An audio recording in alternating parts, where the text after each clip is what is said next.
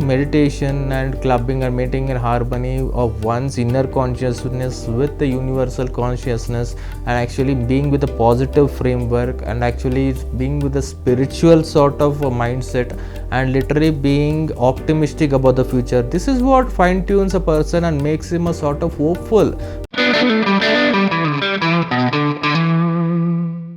Hello and welcome to PMC English. I'm Idris and a very warm welcome to our show Success Stories. My dear friends, on demand we are with and in conversation with Mr. Krishna Teja, and today we are going to discuss what's happening in the political world. So first of all, I want to know what's happening in Congress. In particular, like people are leaving Congress, the senior leaders like Kapil Sibal has recently left. Why is it happening? See, Idris, it's a very admissible fact. See, that certain section of the Congress party owes Kapil Sibal, and certain section of the Congress party really is not owing the Kapil Sibal as much as it is resembling Gandhi's. I meant to say Kapil Sibal is a very good secular leader, a good legal draftsman, a good statesman, and even he is a good leader who is a part of iterative democracy. Right. In the sense, I wish to say that, see, losing an electoral battle is as much worrying and as much troublesome as losing a good party leader for the party. So here, the Kapil Sibal has left the party for multiple reasons, because see, it's a very well established fact that the Congress party cannot function without Gandhis, because by having the mass support or having a base or knowing the in and outs of the party, there are multiple aspects which I cannot quote on the media. But thing is, certain sections of the people and certain Admi keeping certain aspects into their framework and the opposition targeting the Gandhi's family are feeling a change in the party's leadership. To be frank, but to be frank, the party needs Gandhis. But at the same time, for the reforms, when the reforms are needed, the party should keep Gandhis aside and take a new leadership. This is what Kapil Sibal was demanding. So he was nowhere denying the Congress party's Gandhi's leadership. Neither he was against it. He was asking for a reformative leadership. But the problem here is actually the party's inputs which he was giving, because he is known for his straightforwardness. This is what has made him suffocated within the party and him leaving with the party. Right. So, as I understand, Kapil Sibal suggested that the Congress party need to improve on certain things. Maybe they need to look forward or look beyond Gandhi's. Right. But the point with Kapil Sibal is actually there was some point of communication gap and between him and between the next generation leaders, which made him actually lose his locus standi within the party, where he himself has left the party on an independent basis. He is contesting for Rajya Sabha with the support of Samajwadi Party. That's it. Is nowhere criticizing the Congress party till date openly also.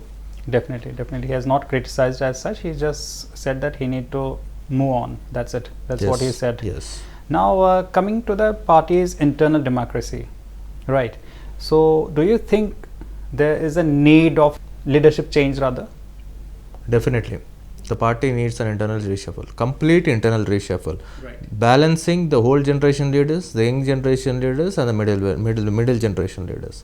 In the sense, I am telling that party should keep the long-term perspective in you, not the present perspective. Because see, electoral success is a nightmare. Today we might win elections. If there is no sustainability, tomorrow we might all the way lose the government. This is what you are seeing in almost all the states in a federal politics, because we are under a presidential system and a federal polity functioning under quasi-federal polity. So the thing is, we need a sustainable democracy, a sustainable polity, because we are not an ideology-based party, we are a secular party. Right. It's a burning question right now. The whole nation wants to know who is going to be the next president of Congress. Is there any kind of, any clue that you can give? Will it be only Gandhi's or will it be a third party? I mean, any other person? Let me be precise in this context also. See, there is one section of the media which is being controlled by the ruling party, which is keeping that Gandhis are stopping the leadership change. Gandhis are always welcoming a leadership change, provided if the party is really treating them as a liability.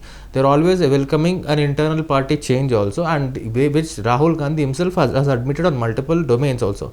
In the last debate also very categorically stated what reforms the party is undertaking, how the party is electioneering the campaigns, how the party is digitalizing this membership drive, how the party is bringing internal party elections. What more do you need? Really, if there is really a mass leader who can beat Rahul Gandhi's or the so-called Gandhi families, who is stopping them?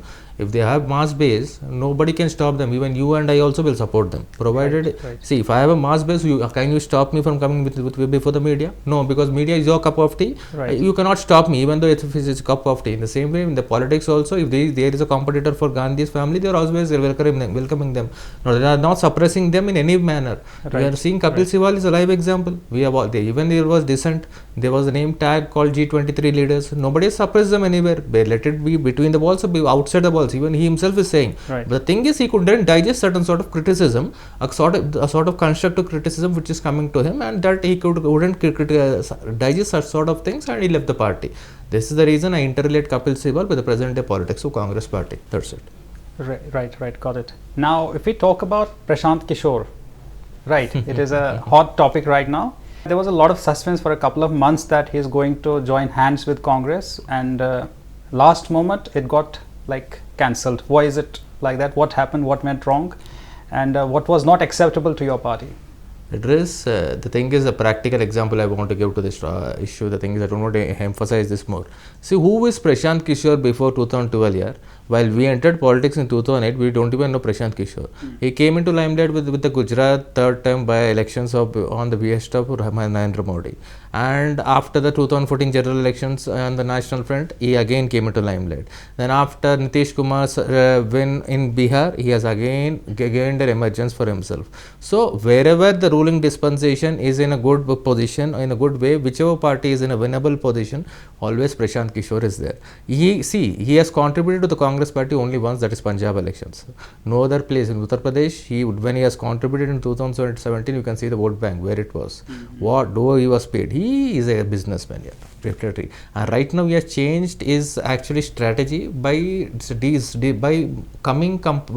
separating himself from the business, from his business entity, that is called the Indian Political Action Committee, the IPAC, which he is holding actually. Yoga, the importance of yoga. What is yoga? Clubbing and maintaining a harmony between oneself with the external world. In the sense, yoga has multiple dimensions like laughing, meditation, etc.